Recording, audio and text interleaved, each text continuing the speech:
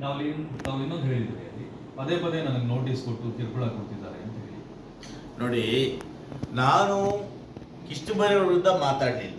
ಯಾಕಂದ್ರೆ ನನ್ನ ಏನಿದ್ರು ಕೂಡ ಕಟಾರಿ ಅವರು ಪರ್ಸ್ನಲ್ ಆಗಿ ತಗೊಂಡು ಅವರು ಕರ್ನಾಟಕ ರಾಜ್ಯದ ಪ್ರಿನ್ಸಿಪಲ್ ಸೆಕ್ರೆಟರಿ ಮರ್ತೋಗ್ಬಿಟ್ಟು ಬಂಗಾರಪೇಟೆ ಪ್ರಿನ್ಸಿಪಲ್ ಸೆಕ್ರೆಟರಿ ಅಂತೇಳಿ ನನಗೆ ನೋಟಿಸ್ ಅಲ್ಲ, ತಾಲೂಕಿನ ಸಂಬಂಧ ವಿಚಾರಗಳಲ್ಲೂ ಕೂಡ ಅವ್ರಿಗೆ ಯಾರೇ ದೂರು ಕೊಡದೇ ಇದ್ದರೂ ಕೂಡ ಅವರೇ ಸ್ವಯಂ ಪ್ರೇರಿತರಾಗಿ ಆ ಆರ್ಚಿ ಮುಖಾಂತರ ನೋಟಿಸ್ಗಳನ್ನು ಕೊಟ್ಟು ಕಡತಗಳನ್ನು ತರಿಸ್ಕೊಳ್ತಕ್ಕಂಥದ್ದು, ಕಿರುಕುಳ ಕೊಡ್ತಕ್ಕಂಥದ್ದು ಮಾಡ್ತಾ ಇದ್ದಾರೆ. ಇದರಿಂದ ತಾಲೂಕಿನ ಅಮಾಯಕರಿಗೆ ತೊಂದರೆ ಆಗ್ತಾ ಇದೆ. ಎಲ್ಲೋ ಒಂದು ಕಡೆ ನಮ್ಮ ಶಾಸಕರಿಂದ ನಮ್ಮ ತೊಂದರೆ ಆಗ್ತಾ ಇದೆಯೋ ಅನ್ನೋ ಭಾವನೆಯನ್ನು ಇವತ್ತು ಕಟಾರಿಯವರು ಪರೋಕ್ಷವಾಗಿ ಸೃಷ್ಟಿ ಮಾಡ್ತಾ ಇದ್ದಾರೆ. ಅಲ್ಲ, ನಿಮ್ದು ಯಾವುದೋ ವೈಯಕ್ತಿಕ ವಿಚಾರಗಳು? ನನ್ನದು ಯಾವುದು ವೈಯಕ್ತಿಕ ವಿಚಾರ ಇಲ್ಲ. ಗೌರವ ಇದೆ ಕಟಾರಿಯವ್ರ ಬಳಿ ನಾನು ಇದುವರೆಗೂ ನನ್ನ ಸ್ವಂತ ಕೆಲಸಕ್ಕೆ ಯಾವುದೂ ಹೋಗಿಲ್ಲ. ಏನಾದರೂ ಹೋಗಿದ್ರೆ ಸಾರ್ವಜನಿಕರ ಕೆಲಸ, ನಮ್ಮ ರೈತರ ಕೆಲಸ ಬಿಟ್ಟರೆ ನನ್ನ ಸ್ವಂತ ಕೆಲಸಕ್ಕೆ ಯಾವತ್ತೂ ಹೋಗಿಲ್ಲ, ಯಾವುದನ್ನು ಕೇಳೂ ಇಲ್ಲ. ನನ್ನ ವೈಯಕ್ತಿಕ ಕೆಲಸ ಯಾವುದೂ ಅವ್ರ ಬಳಿ ಇಲ್ಲ. ಮತ್ತೆ ನೀವು ಕಟಾರಿ ಅವ್ರನ್ನ ಬದಲಾಯಿಸಬೇಕು ಅಂತ ಹೇಳಿ ಸಾಕಷ್ಟು ಜನ MLA ಪತ್ರ ಕೊಟ್ಟಿದ್ರಿ, ಸಾಕಷ್ಟು ಬಾರಿ ಸೆಷನಲ್ಲಿ ಕೂಡ ನಾವು ಮಾತಾಡಿದ್ವಿ. ಆದರೂ ಯಾಕೆ ಬದಲಾಯಿಸ್ತಾ ಇಲ್ಲ? MLA ಗೌರವ ಕೊಡ್ತಾ ಇಲ್ಲ. ನಾನು ಅದನ್ನ ಬಗ್ಗೆ ಮುಖ್ಯಮಂತ್ರಿಗಳ ಬಗ್ಗೆ ವಿಚಾರಣೆ ಮಾಡಿದಾಗ ಕಿಷ್ಟುಬೈರೇಗೌಡರು ಕಟಾರೇ ಬೇಕು ಪಟ್ಟಿದ್ದಾರಪ್ಪ, ಕಾದು ನೋಡೋಣ ಅನ್ನೋ ಮಾತನ್ನು ಗೌರವಾನ್ವಿತ ಮುಖ್ಯಮಂತ್ರಿ ಹೇಳಿದ್ದಾರೆ. ಆಮೇಲೆ ವರ್ಗಾವಣೆ ವಿಚಾರದಲ್ಲಿ ಕೂಡ ಜಿಲ್ಲೆಯಲ್ಲಿ ಯಾರಾದರೂ ಅಧಿಕಾರಿಗಳನ್ನ ವರ್ಗಾವಣೆ ಮಾಡುವಾಗ ನಿಮ್ಗೆ ಗಮನಕ್ಕೆ ತರ್ತಾ ಇಲ್ಲ, ಮತ್ತೆ KGF SP ಅವ್ರನ್ನ ಹಾಕೊಳ್ಳೋವಾಗ ಕೂಡ ನಿಮಗೆ ಹೇಳಿಲ್ಲ ಅಂತ ಹೇಳಿ ಅಲ್ಲಿ ವಿಚಾರ ಪ್ರಸ್ತಾಪ ಮಾಡಿದ್ರು. ಖಂಡಿತವಾಗ್ಲೂ ಕೂಡ ಇವತ್ತು ಜಿಲ್ಲೆಯಲ್ಲಿ ಒಬ್ಬ ಹಿರಿಯ ಶಾಸಕನಾಗಿದ್ದರೂ ಕೂಡ ಜಿಲ್ಲೆಯಲ್ಲಿ ಯಾವ ಅಧಿಕಾರಿನ ವರ್ಗಾವಣೆ ಮಾಡೋದು ಗಮನಕ್ಕೆ ಬರ್ತಾ ಇಲ್ಲ. ಅದೆಲ್ಲೋ ಒಂದು ಕಡೆ ನಮ್ಮದೇ ಸರ್ಕಾರ ಇದೆ, ನಮ್ಮದೇ ಸಚಿವರುಗಳಿದ್ದಾರೆ. ನಾನು ಒಬ್ಬ ಹಿರಿಯ ಶಾಸಕರಾಗಿ ಜಿಲ್ಲೆಯಲ್ಲಿ ಕನಿಷ್ಠ ಪಕ್ಷ ಜಿಲ್ಲಾಮಟ್ಟ ಅಧಿಕಾರಿಗಳನ್ನು ಬದಲಾಯಿಸಬೇಕಾದ್ರೆ KGF SP ಆಗಬೇಕಾದಾಗ ಕನಿಷ್ಠ ಪಕ್ಷ ಸೌಜನ್ಯಕ್ಕೂ ನನ್ನ ಗಮನಕ್ಕೆ ಬಂದಿಲ್ಲ. ಆ ಬಗ್ಗೆ ಸಹಜವಾಗಿ ಬೇಸರ ಇದೆ. ಆದರೂ ಕೂಡ ಸರ್ಕಾರದ ಆದೇಶಕ್ಕೆ ಗೌರವ ಕೊಟ್ಟು ನಾವು ಸುಮ್ಮನೆ ಇದ್ದೇವೆ.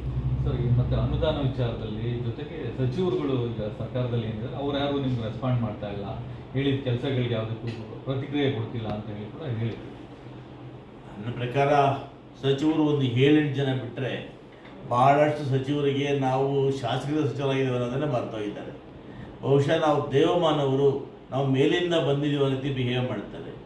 ಏನಾಗಿದೆ, ಅನುದಾನಗಳು ಕೂಡ ಆಯಾ ಸಚಿವರುಗಳು ಇವರ ಇಲಾಖೆ ಅನುದಾನ ಅವರಿಗೆ, ಅವ್ರ ಇಲಾಖೆ ಅನುದಾನ ಇವರಿಗೆ, ಹೀಗಾಗಿ ಅವರವ್ರ ಕ್ಷೇತ್ರ ನೋಡ್ಕೊಳ್ತಾ ಇದ್ದ ಸಮಗ್ರ ಅಭಿವೃದ್ಧಿ ಮಾಡಬೇಕು, ಎಲ್ಲ ಕ್ಷೇತ್ರ ಹಂಚಿಕೆ ಮಾಡಬೇಕು ಅನ್ನೋ ಭಾವನೆ ಬಹಳಷ್ಟು ಮಂದಿಯಲ್ಲಿಲ್ಲ. ಅದನ್ನು ಕೂಡ ಭಾಳ ಜನ ಒಳ್ಳೆ ಹಿರಿಯ ಸಚಿವರು ಇದ್ದಾರೆ. ಬೋಸರಾಜ್ ಅಂತವರು, ಸಂತೋಷ್ ಅಂತವರು, ಮಹದೇವಪ್ಪ ಅಂತವರು, ಪರಮೇಶ್ ಅಂತವರು, ಪರಮೇಶ್ವರ್ ಅಂತವರು, ಇಂಥ ಒಳ್ಳೆಯವರು ಕೂಡ ಇದ್ದಾರೆ. ಇವರು ಕೂಡ ಜನರಿಗೆ ಸ್ಪಂದಿಸ್ತಾರೆ. ಸರ್, ಈಗ ನಿನ್ನೆ ಆದಂಥ ಘಟನೆ, CLP ಸಭೆಯಲ್ಲಿ ಆದಂಥ ಘಟನೆ, ಇದಕ್ಕೆ ನಿಮಗೆ CM ಆಗಲಿ ಅಥವಾ DCM ಅವರಾಗಲಿ ನ್ಯಾಯ ಕೊಡಿಸ್ತಾರೆ ಅಂತ ನಂಬಿಕೆ ಇದೆಯಾ, ಅಥವಾ ಮುಂದೆ ತಮ್ಮ ನಡೆ ಏನಿರುತ್ತೆ? ನನಗೆ ವಿಶ್ವಾಸ ಇದೆ.